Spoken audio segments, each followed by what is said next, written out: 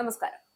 അമേരിക്കയും ഇറാനും തമ്മിലുള്ള യുദ്ധം ശക്തമാകുന്ന പശ്ചാത്തലത്തിൽ ഹോർമൂസ് കടലിടുക്കിനെ ചുറ്റിപ്പറ്റിയ പ്രതിസന്ധി ലോകരാഷ്ട്രീയത്തിന്റെ കേന്ദ്രമായി മാറിയിരിക്കുകയാണ്.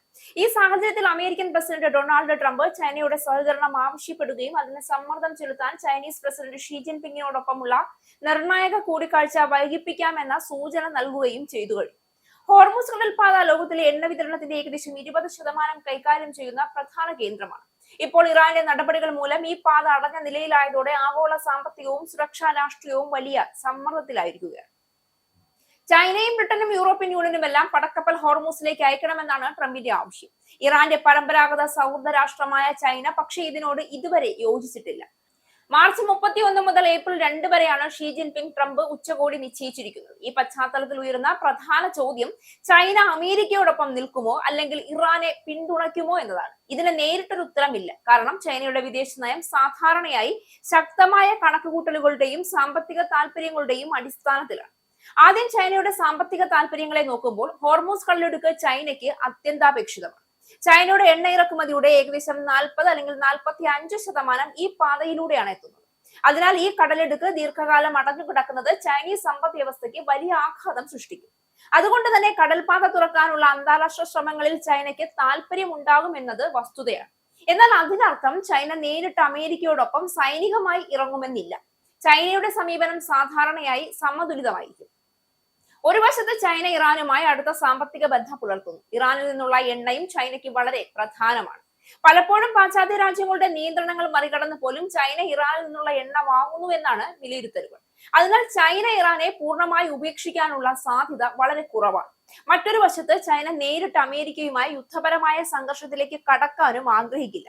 അമേരിക്കയും ചൈനയും തമ്മിലുള്ള സാമ്പത്തിക ബന്ധം ഇപ്പോഴും ലോകത്തിലെ ഏറ്റവും വലിയ വ്യാപാര ബന്ധങ്ങളിൽ ഒന്നാണ്. അതിനാൽ ചൈനയുടെ തന്ത്രം തുറന്ന യുദ്ധത്തിൽ ചേരാതിരിക്കുക, സമാധാനപരമായ പരിഹാരം ആവശ്യപ്പെടുക, സ്വന്തം ഊർജ്ജ സുരക്ഷ ഉറപ്പാക്കുക എന്ന തരത്തിലായിരിക്കും മുന്നോട്ട് പോകാനുള്ള സാധ്യത.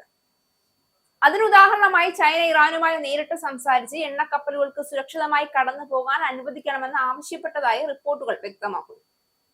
ഇതിലൂടെ ചൈനയുടെ യഥാർത്ഥ ലക്ഷ്യം യുദ്ധം വലുതാകാതിരിക്കുക, പക്ഷേ സ്വന്തം സാമ്പത്തിക താല്പര്യം സംരക്ഷിക്കുക എന്നതാണ് എന്ന കാര്യം വ്യക്തമാണ്. ചൈന അമേരിക്കയോടൊപ്പം തുറന്ന നിലപാടെടുത്താൽ ലോകരാഷ്ട്രീയത്തിൽ വലിയ മാറ്റം സംഭവിക്കും. ഒന്നാമതായി ഇറാൻ വളരെ ഒറ്റപ്പെടും. ചൈനയും റഷ്യയും പോലുള്ള ശക്തികൾ ഇറാനെ പിന്തുണയ്ക്കുന്നില്ല എങ്കിൽ അമേരിക്കയുടെ സൈനികവും സാമ്പത്തികവുമായ സമ്മർദ്ദം വർദ്ധിക്കും. അത്തരമൊരു സാഹചര്യത്തിൽ ഇറാന്റെ പ്രതിരോധ ശേഷി കുറയുകയും യുദ്ധം വേഗത്തിൽ അവസാനിക്കാനുള്ള സാധ്യത ഉണ്ടാവുകയും ചെയ്യും. എന്നാൽ മറ്റൊരു സാധ്യതയുമുണ്ട്. ചൈന തുറന്ന പിന്തുണ നൽകാതെ നിഷ്പക്ഷ ശക്തിയായി നിലകൊള്ളാൻ സാധ്യത കൂടുതലാണ്. അങ്ങനെ സംഭവിച്ചാൽ യുദ്ധം ദീർഘകാല പ്രതിസന്ധിയായി മാറാം. കാരണം ഇറാൻ ഇപ്പോഴും മധ്യപൂർവേഷ്യയിലെ പല സായുധ കൂട്ടായ്മകളെയും സ്വാധീനിക്കുന്ന ഒന്നാണ്. ഈ സംഘർഷം ലെബനൻ, യമൻ, ഗൾഫ് രാജ്യങ്ങൾ എന്നിവിടങ്ങളിലേക്ക് ഇനിയും കൂടുതൽ വ്യാപിക്കാനുള്ള സാധ്യതയും അതോടെ കൂടും. ഈ യുദ്ധത്തിന്റെ ഏറ്റവും വലിയ ആഘാതം ആഗോള സമ്പദ് വ്യവസ്ഥയിലാണ്. ഹോർമൂസ് കടലിടുക്ക് അടഞ്ഞതോടെ എണ്ണവില ഇതിനകം തന്നെ ഉയർന്നിട്ടുണ്ട്. എണ്ണവില ഉയർന്നാൽ അതിന്റെ ആഘാതം ഭക്ഷ്യവില മുതൽ ഗതാഗതം വരെ ലോകമൊട്ടാകെ അനുഭവപ്പെടും. ഇന്ത്യ പോലുള്ള ഇറക്കുമതി ആശ്രിത രാജ്യങ്ങൾക്ക് ഇത് വലിയ സാമ്പത്തിക സമ്മർദ്ദം സൃഷ്ടിക്കുമെന്ന കാര്യവും ഉറപ്പാണ്. ഇതിനു പുറമെ ഈ പ്രതിസന്ധി പുതിയ ആഗോള ശക്തി സമവാക്യങ്ങൾക്കും വഴിയൊരുക്കാം. അമേരിക്ക, ചൈന, റഷ്യ എന്നീ ശക്തികൾ തമ്മിലുള്ള മത്സരവും സഹകരണവും പുതിയ രൂപത്തിൽ പ്രത്യക്ഷപ്പെടും. ചില വിശകലനങ്ങൾ പറയുന്നത് ഈ യുദ്ധം മധ്യപൂർവേഷ്യയിലെ ശക്തി സന്തുലിതാവസ്ഥയെ തന്നെ മാറ്റാൻ സാധ്യതയുണ്ട് എന്നാണ്.